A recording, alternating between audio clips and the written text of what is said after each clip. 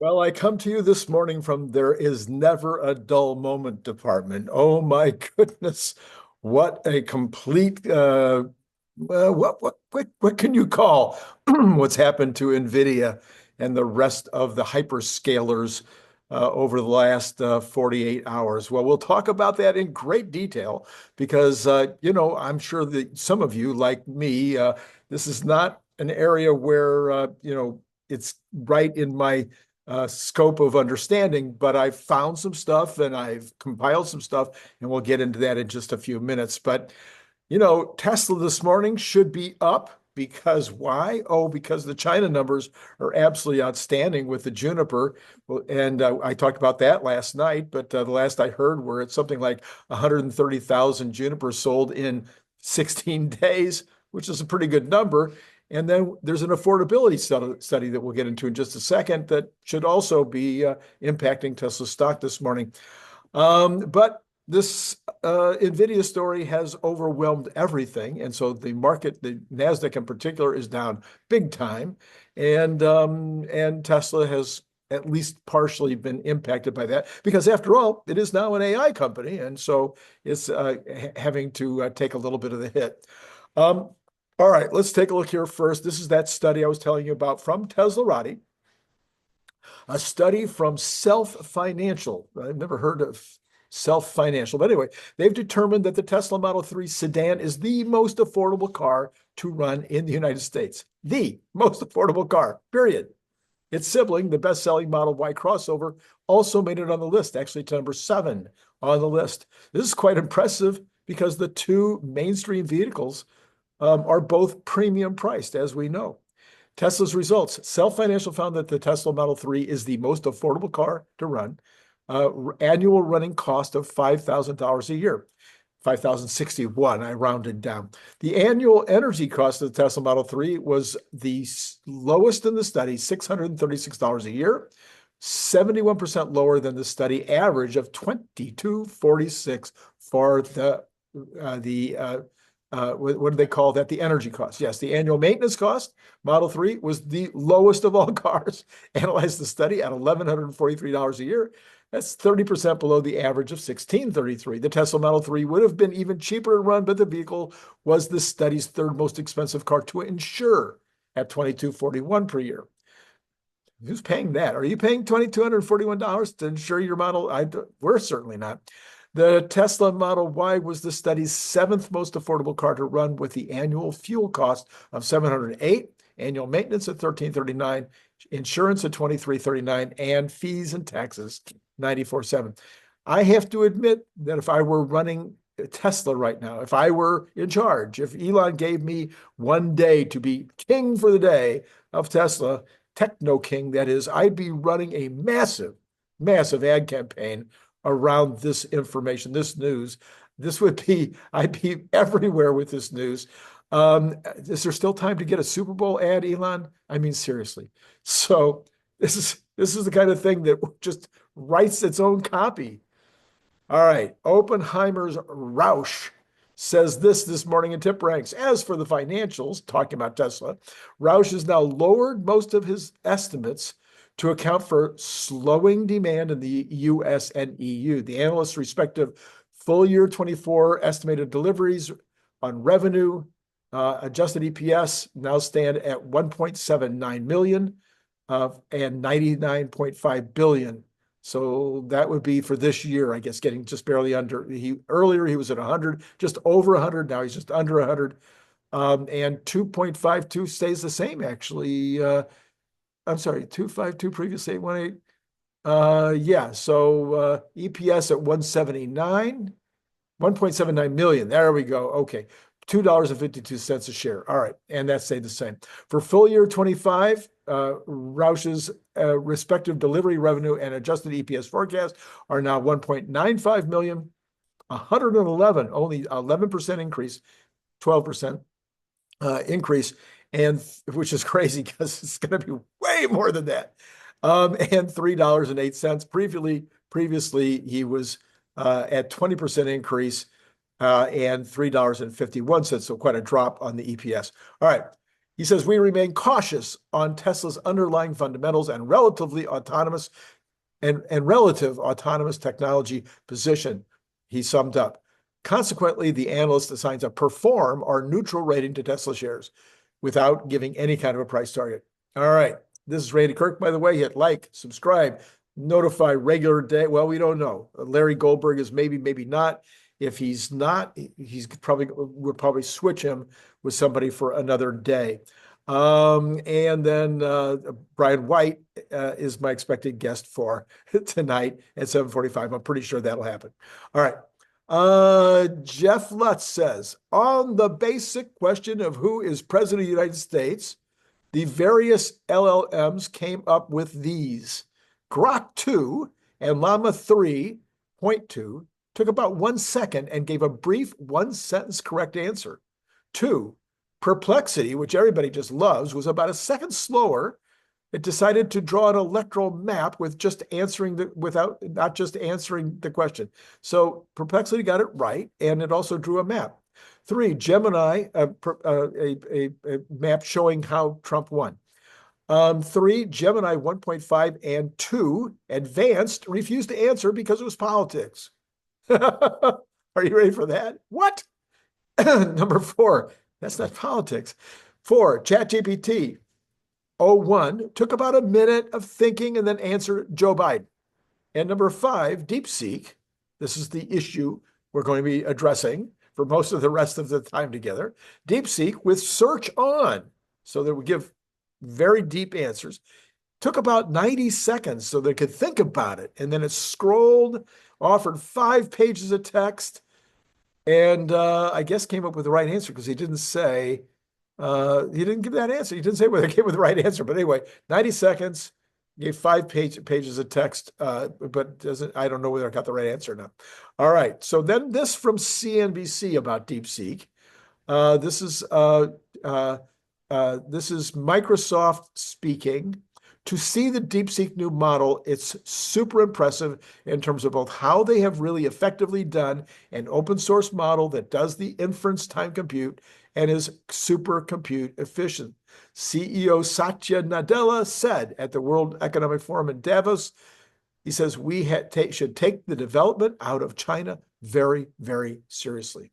All right, so I looked around. I tried to find something that would give us an explanation of what's going on. So I found Morgan Brown, who I've now followed. I would recommend, based on this very good explanation, you might want to follow Morgan Brown also. He goes under the name Morgan B, just Morgan, Morgan B. Okay, so this is what happened here? I hope I didn't mess up. Okay, all right, I think I got it. Okay, let's try it. Okay. Number 1, there must be a catch. What's going on with this? It's open source. Anybody can check the work. The code is public. So you can find out whether or not this is magic or it's really working or not. He says he says, what's it matter? Because it breaks the model of only huge tech companies that can play AI.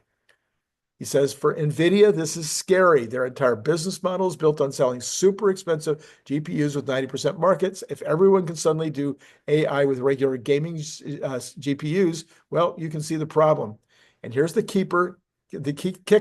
DeepSeek did this with a team of about 200 people, meanwhile Meta has teams that their compensation alone exceeds their entire company. Says it's a classic disruption story. So what they've done is they've gone from individual letters or words to phrases. They've gone from doing this. They don't use their entire database at all times.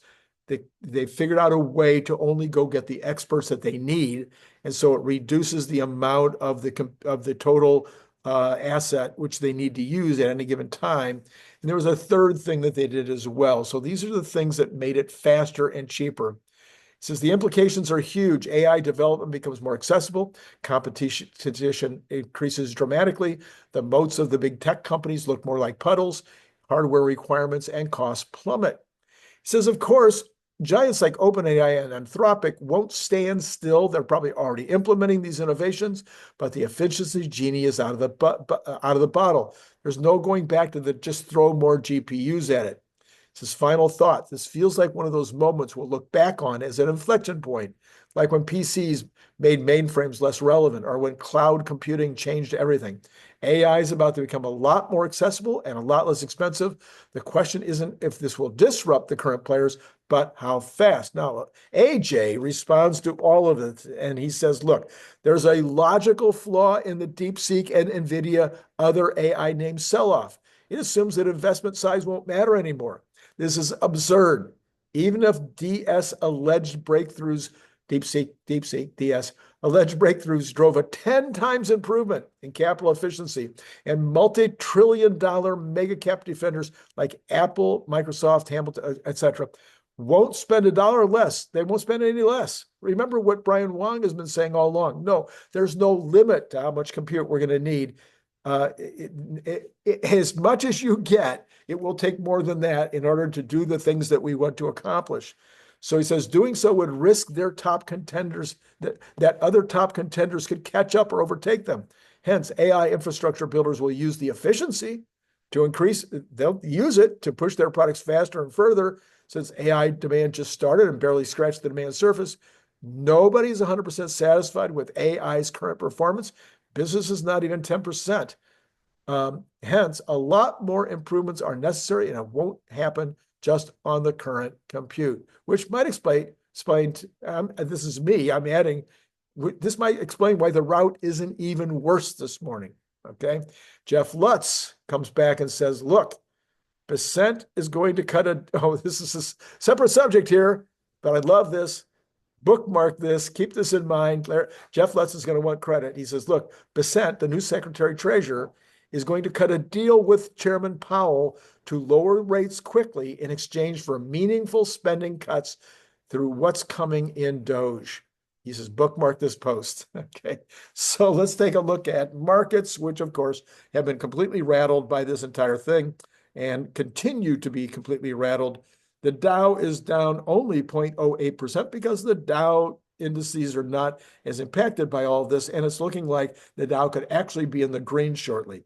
The NASDAQ is still down 2.35%. I think, yes, it was down less, so is recovering quite a bit. The S&P down 1.48, which is also recovering.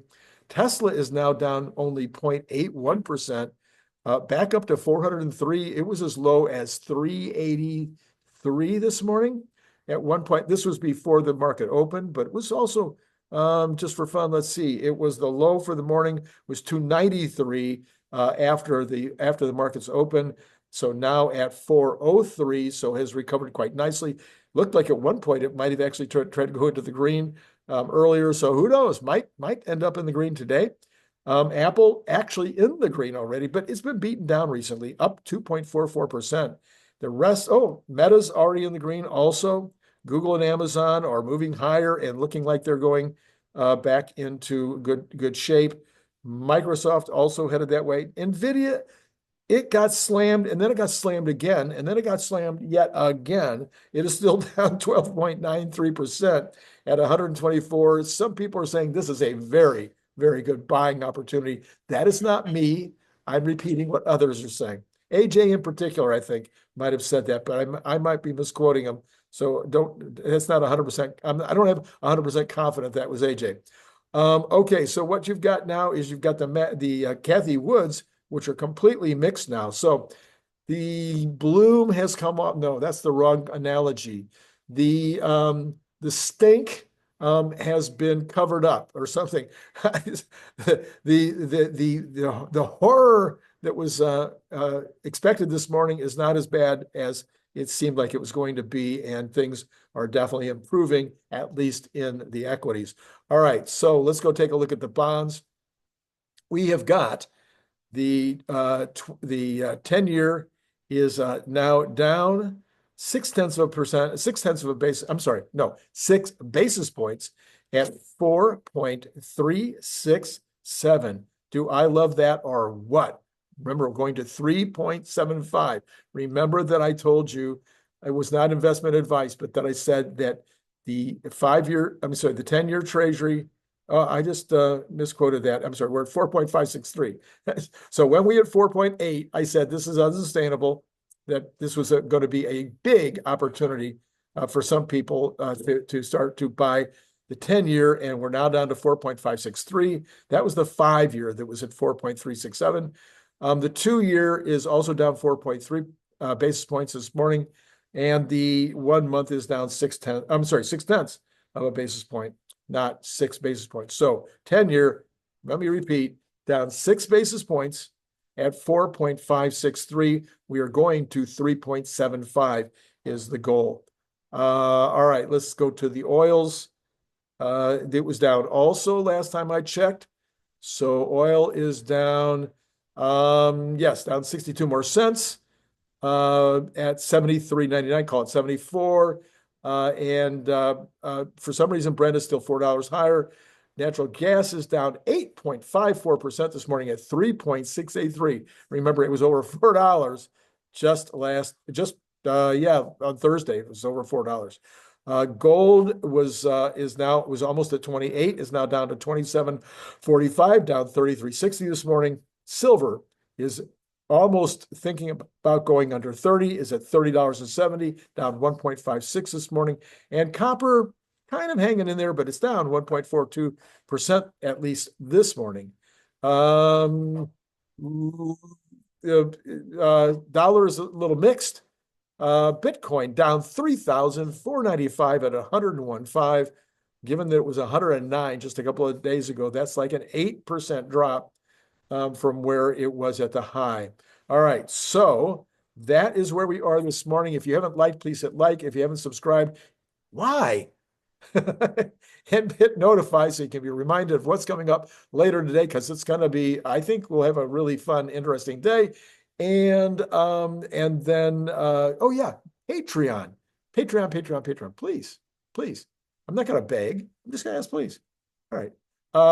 Here we go. One last time. What are we looking at? At Tesla, down $1.73 at this point.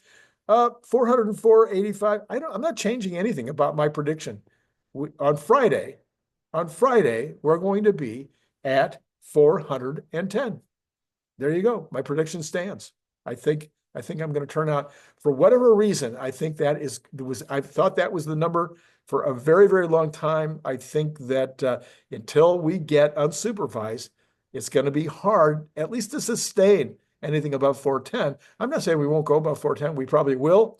Maybe we'll go to 420, 30, 40, 50.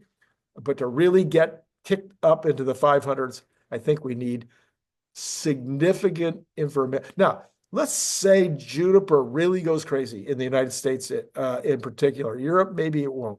But let's say in the United States, Juniper gets really high numbers right out of the gate, or we get an amazing call on Thursday from Elon. Yeah, those things then things could change. But right now, I'm saying we're still range bound between 380 and 480, and 410 is where we'll be on Friday and Monday and Tuesday, or somewhere around there. Okay, that's all I got for you right now. It's been great. Oh, listen, last night, yeah, go back and do the Scoble thing if you haven't done it. That's the card I'm going to put up there. All right. It's been great talking to you.